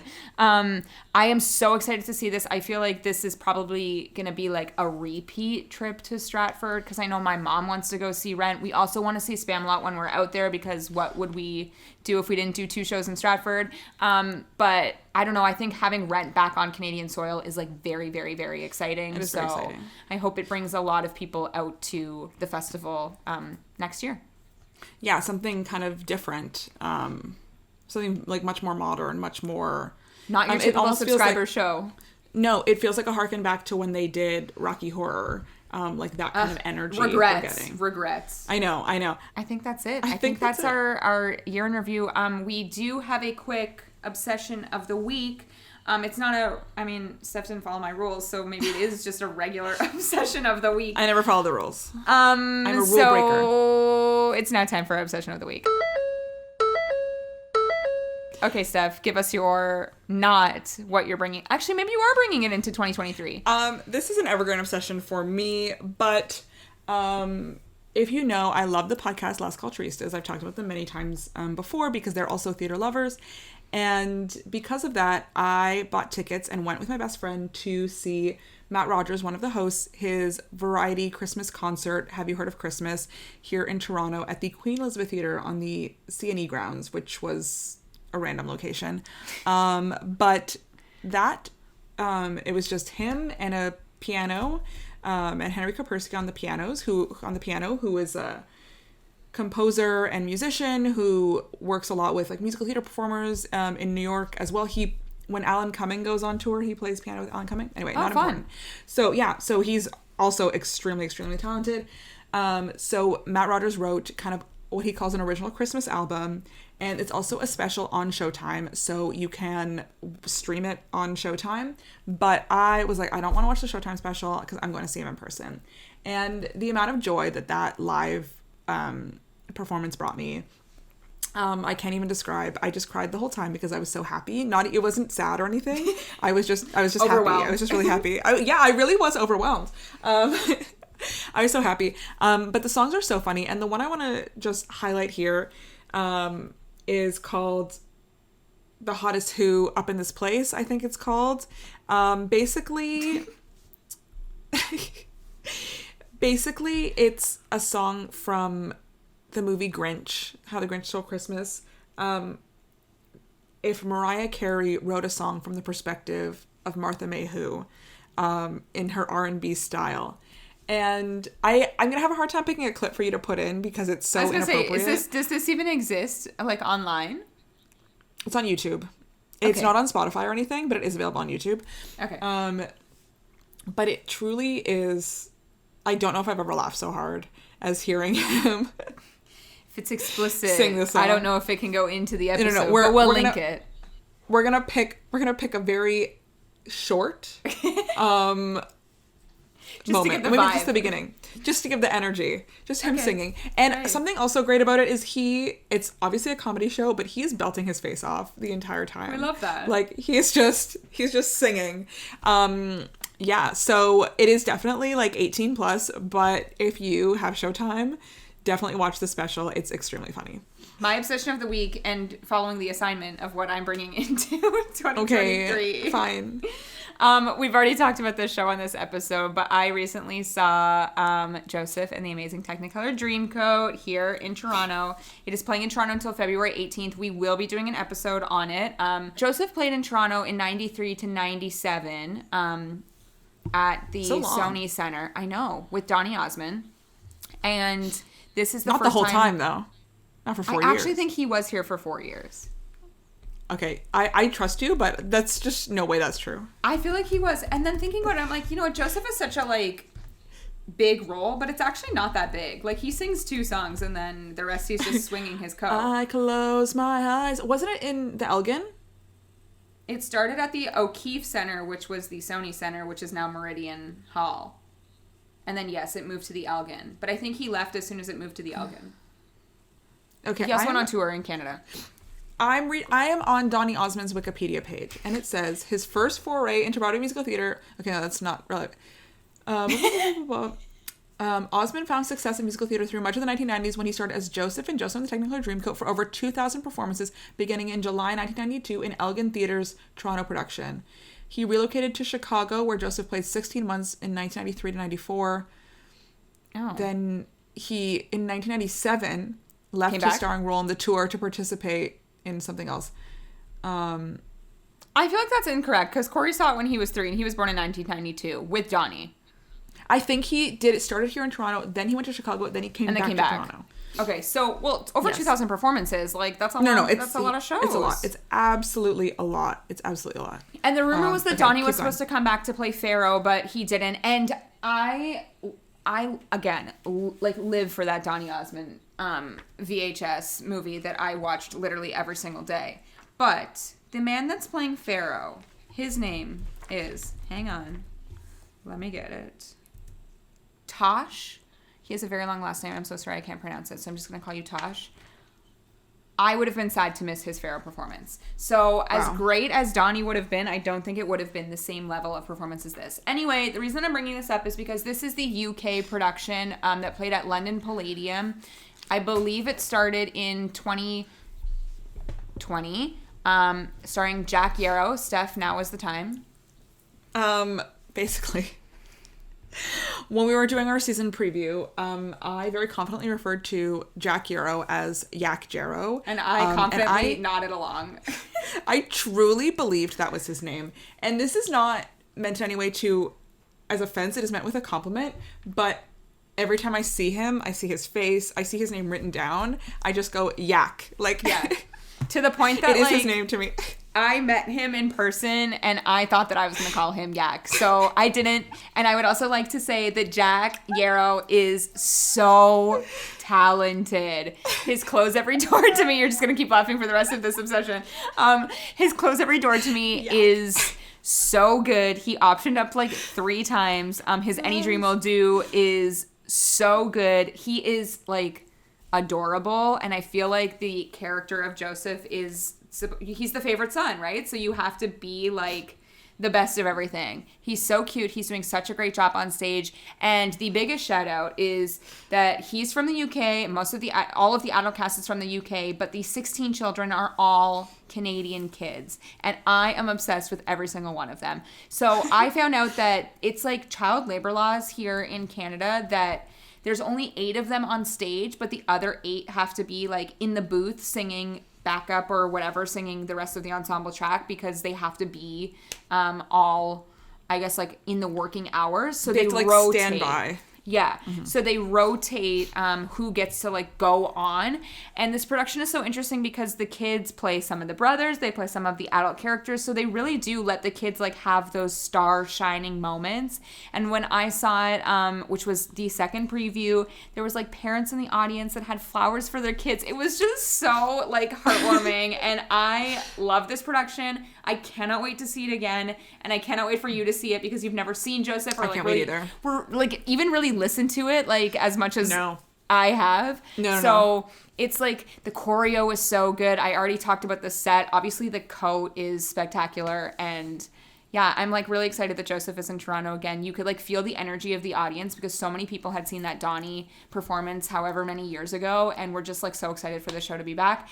And I think it's time to have Joseph back on Broadway. I think it would do really well right now. There's not really like a show that's for like your family on Broadway right now. That's gotta be why it's here, right? Like, I know we get a lot of like UK stuff. Like, we have a good relationship with whatever's happening in the West End, but that's gotta be why it's here. I hope so. And I hope that they bring Jack. He's 24. Like, it's actually stupid. And like Olivier nominated already in his life. Like, he's so talented. I do think that they would like probably work on not stunt casting, but like casting the brothers and the narrator with like American actors. But if they're gonna bring one person over, it should be him. If it does go to Broadway, I don't think it will be this season though. It'd be too late. It closes February 18th. They do not have the time. I don't think. But there are a lot of theaters available now, so we shall see. I know. But yeah, I think it would work. I think it's obviously like a name player, tourist. Not trap, but you know what I mean, trap show. So for sure. People would pay to see Joseph. People are paying to see Joseph here, so it's kind of a similar situation, I think. So yeah. Absolutely. That's my obsession of the week. That is our final episode of 2022. Final thoughts, Steph? My brain is empty. Every year, I feel like I say the same thing, but it bears repeating every single year. I feel so lucky that we get to do this together all the time. Even sometimes when we're just like, I'm tired, I have nothing to talk about. Which has been like I don't know what I'm gonna say recently. Recently, for sure. Sometimes it's hard, but I would not trade doing this for anything. And truly shout out to Tara, who really takes the brunt of the legwork of the podcast in terms of editing. And you know, I'm an idea girl and Tara is an action girl.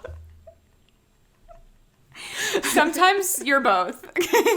Sometimes I'm both. No, but really Tara puts so much work into the podcast, and you don't even see how much work she does. Anything that's edited together, whether it's on our Instagram or on our TikTok or on YouTube or in our podcast feed, Tara's done it all. Tara's done all of it. So very lucky to get to collaborate with you on this. Thanks. That's so nice. You're welcome. No, honestly, I can't believe what are we going into? 4? Our fifth year. We're about to start our fifth year. I can't believe it's been 5 years. Like, that's actually It's been 4 years, but we're about to say yes. It's been 4 years, but I can't believe we're embarking into our 5th year. It actually feels crazy because we've said this on all of our year in reviews, but this was just like something we tried. We didn't think that we would like maybe stick with it, and here we are 102 episodes later still producing content every 2 weeks.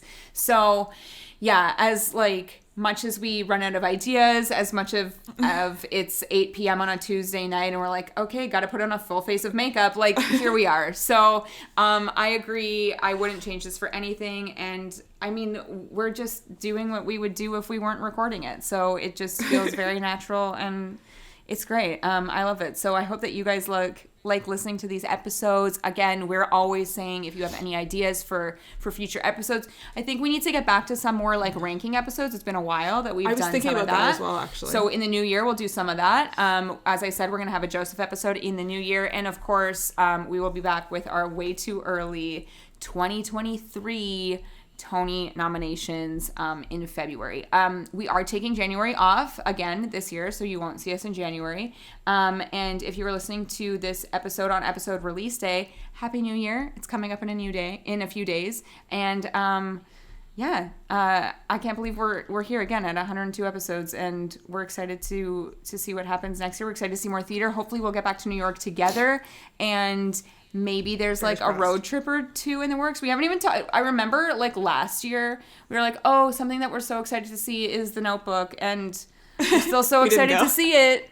We haven't seen it, so maybe fall 2023 will be the transfer of The Notebook musical. There's a lot of theaters open right now, so we're still holding out hope for The Notebook all of these year in reviews later. But yeah, if you want to listen to any of our other episodes, you can do that by subscribing to our podcast anywhere you listen to podcasts. We'd really appreciate it if you left us a rating and review on Apple Podcasts. And you can also watch us on YouTube. We upload all of our episodes there, so don't forget to subscribe. And you can follow us on Twitter for as long as it exists, and Instagram at Off2BOA Podcast with the number 2. You can also follow us on TikTok. Steph, what's our handle? Our handle on TikTok is Off2Broadway. And we post a little sporadically on there, but there will definitely be like a year recap to a song on there that I've been working on. Yes. So one thing that I edited and not Tara. Steph is queen of TikTok, is how it works here. But yeah, follow us on TikTok. Maybe we'll do more content in the new year. And yeah, Happy New Year, everybody. We can't wait to see more stuff in the new year, and we will see you in February. Bye.